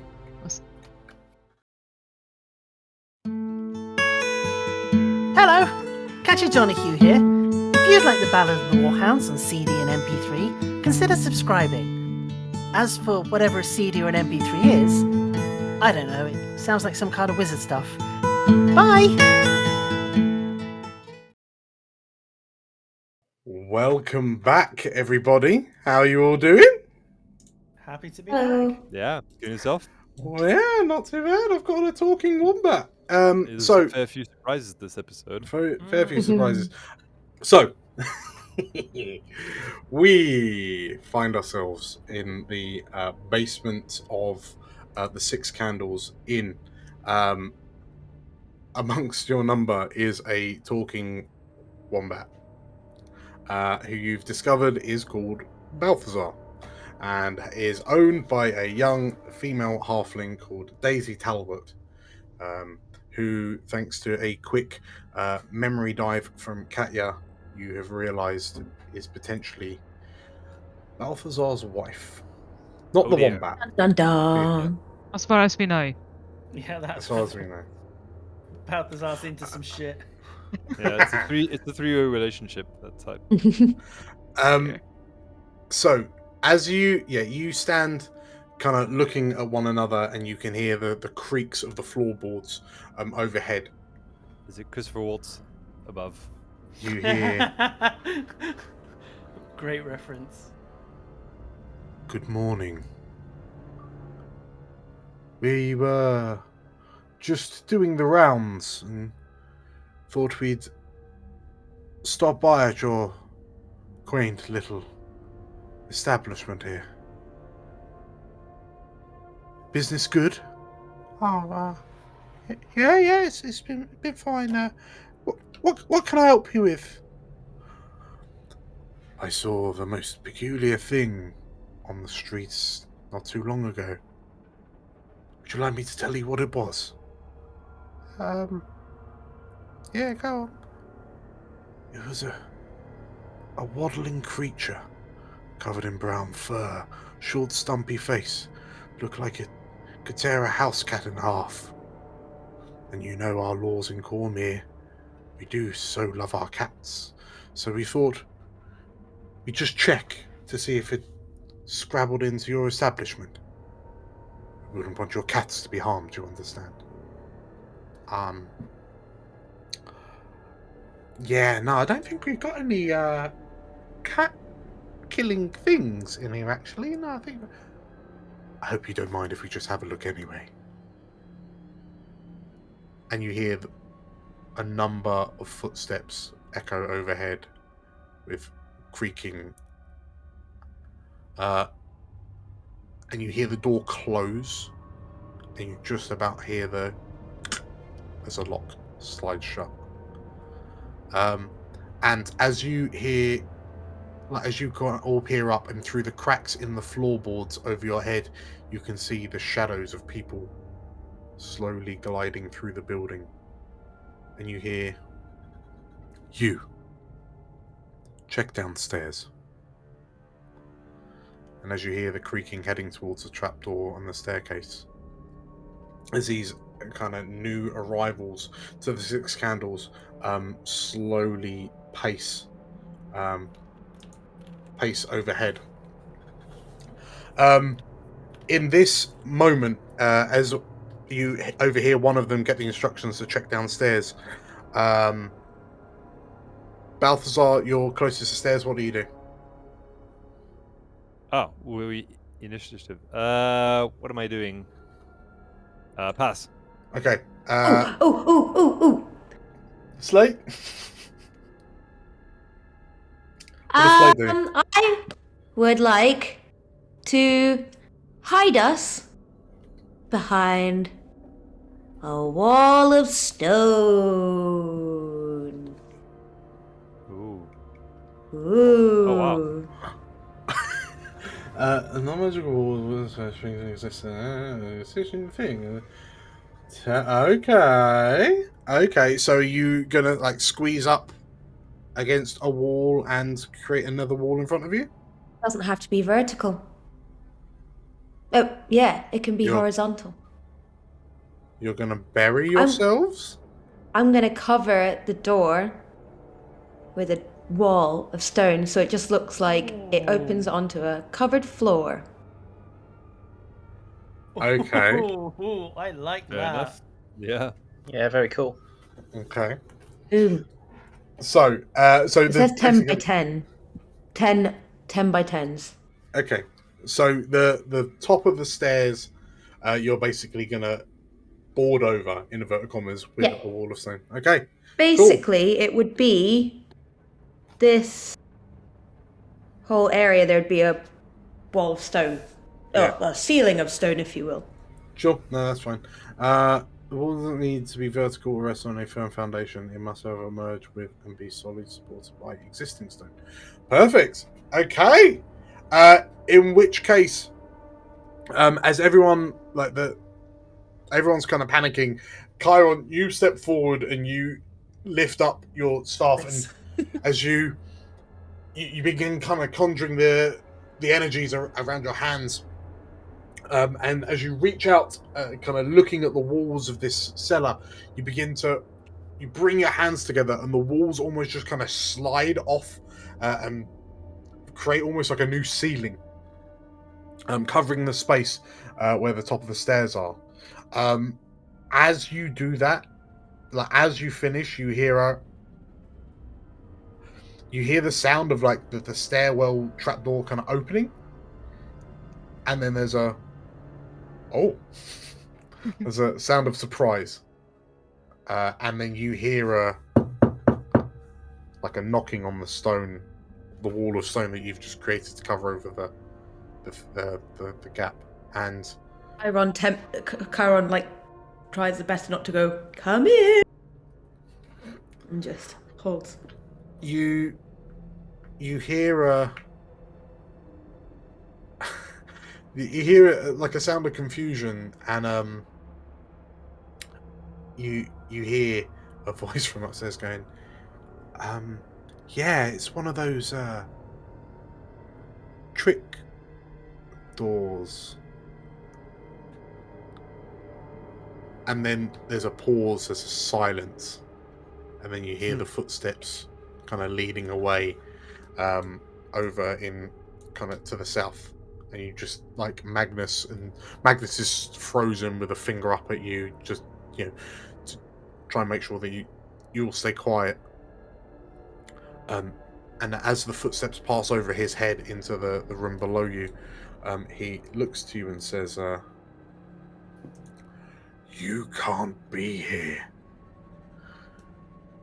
And he looks around, and he kind of grabs Axakas's eye and kind of nods his head to the wall, and Axakas very gently gets up off her seat, and you see her.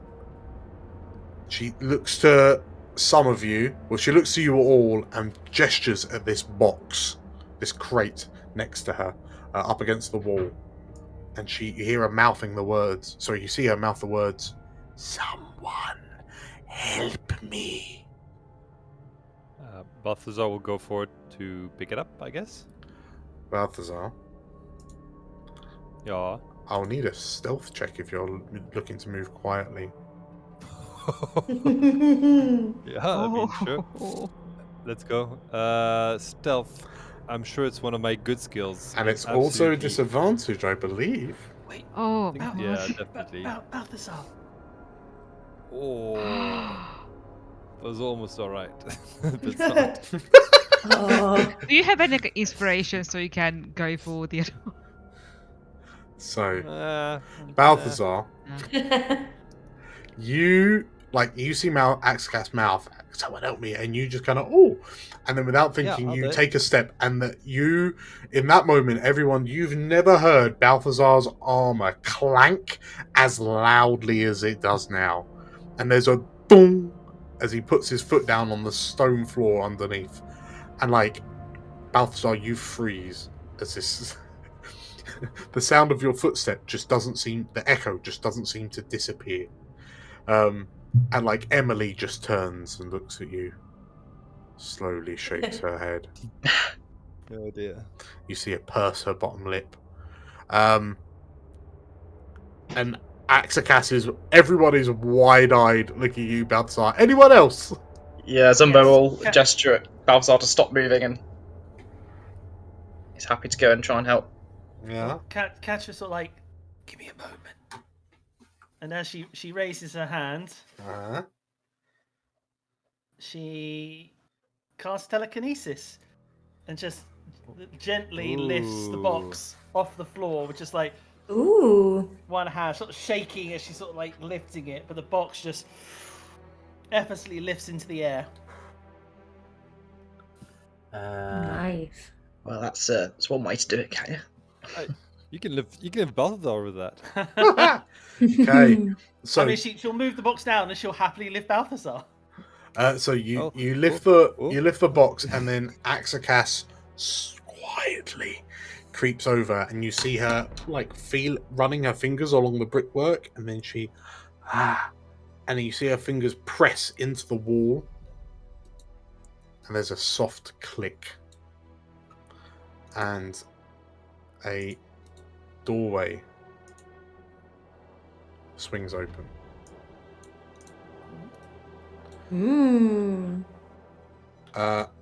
Axacas looks to you all with this kind of smile, and Magnus creeps quietly towards you, and then says, "The ship." Like he reaches to the table and gently pulls a map of Cormyr from the table, and then marks a spot just off the coast. The ship should be around here. I don't know how you're going to get to it, but I think a lot of the answers that we're looking for are aboard that vessel. If these tunnels will bring you out further into the district, but you need to keep a low profile. Even though Ezra's back, there's something happening in the palace. He hasn't said anything. He hasn't appeared publicly since he arrived home. Don't assume that this place is friendly. And with that, he kind of looks to you and nods. I'll see you all when you get back.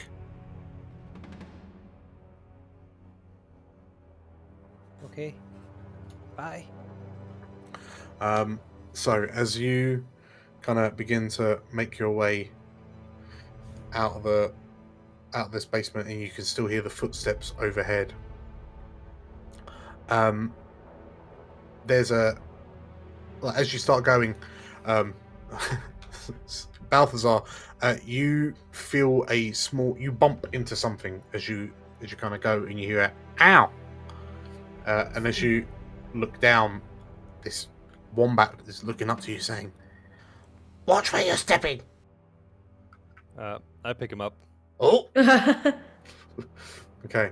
And as you Alright, scoop up this large wombat, Yeah, you sure enough, Katia, you notice that these tunnels appear to be the smuggling tunnels of yore and legend. She lets off a giggle. And Before as leaving, yes, Slate looks at Magnus and goes, Chiron looks at Magnus. If you want, I can just keep that up there and you can stay here forever. Could be a new roof. I was so going to ask you about that. Just out of spite, I'd like Chiron to have maintained concentration. as Fancy it?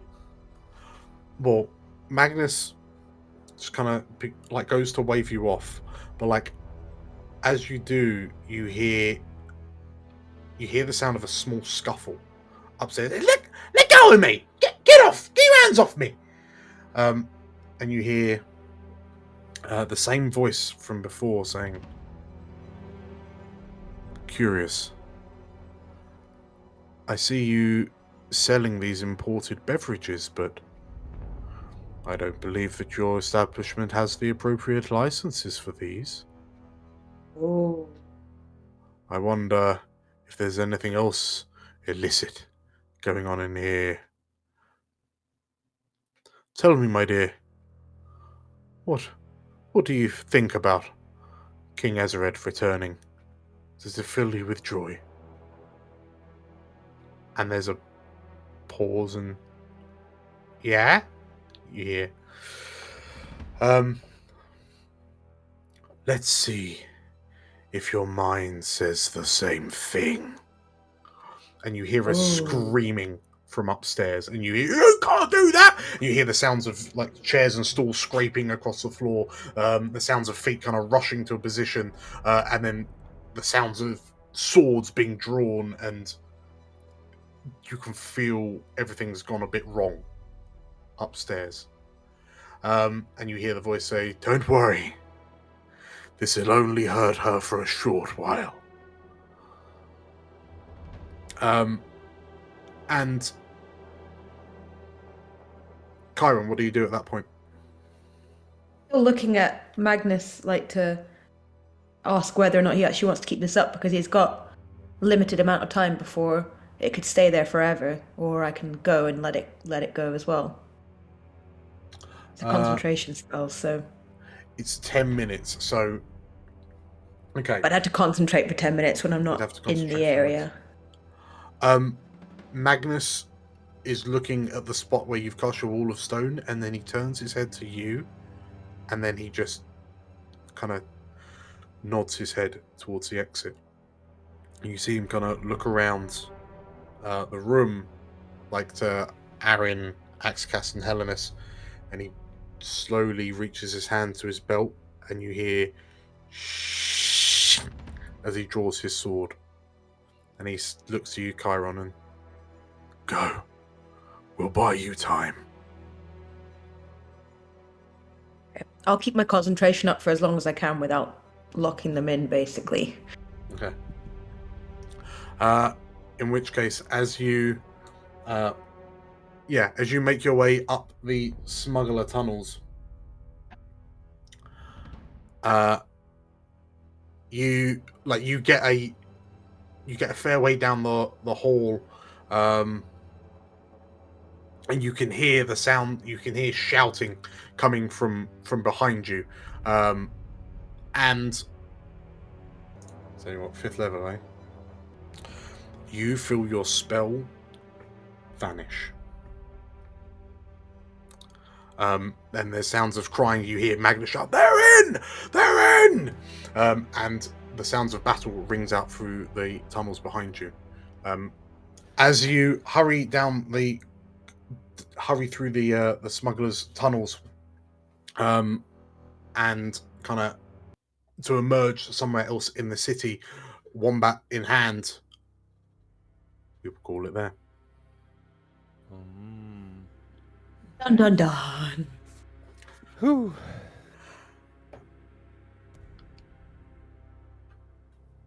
Elsewhere, in the astral sea, Oh. sat upon a throne of obsidian scored with lines of purple. An armoured figure reclines, wrapping her sharpened gauntlets fingertips on the arm of her throne. She looks at her reflection that's looking back at her from her horned helmet as the hunter ponders the nautilid that they destroyed not a week ago.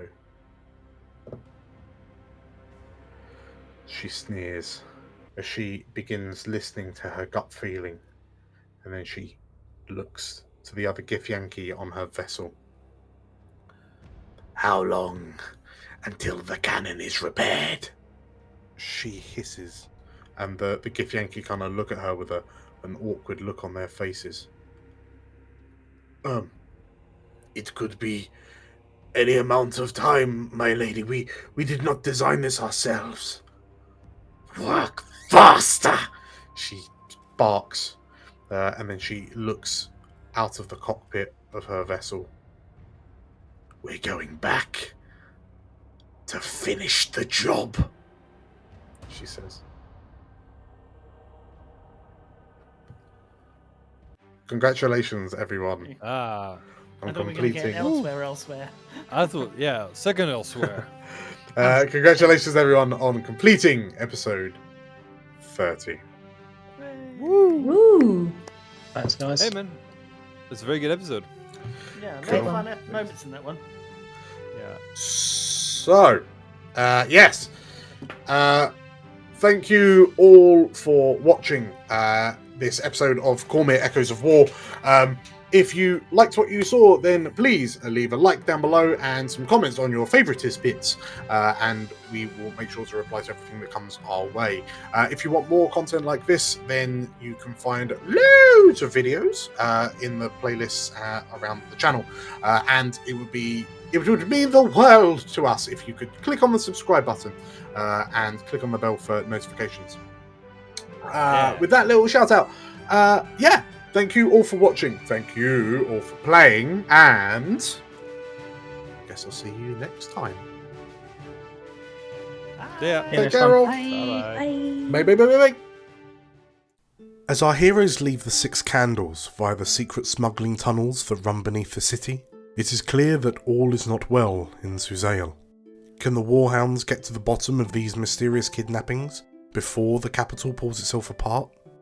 Join us next time to find out. Thank you for watching until the end of the video. It means a lot to us to have the support we receive. If you haven't seen it or heard it already, Anton, Carl and I host a podcast called Tavern Between Dimensions, which is hosted here on the Explorers of Elsewhere channel, as well as on most podcast streaming platforms. Links are in the description down below. If you like this episode, make sure to give us a like and leave a comment down below. You can find another video if you click here, and you can massively help us by clicking the subscribe button here, as well as the bell icon for notifications.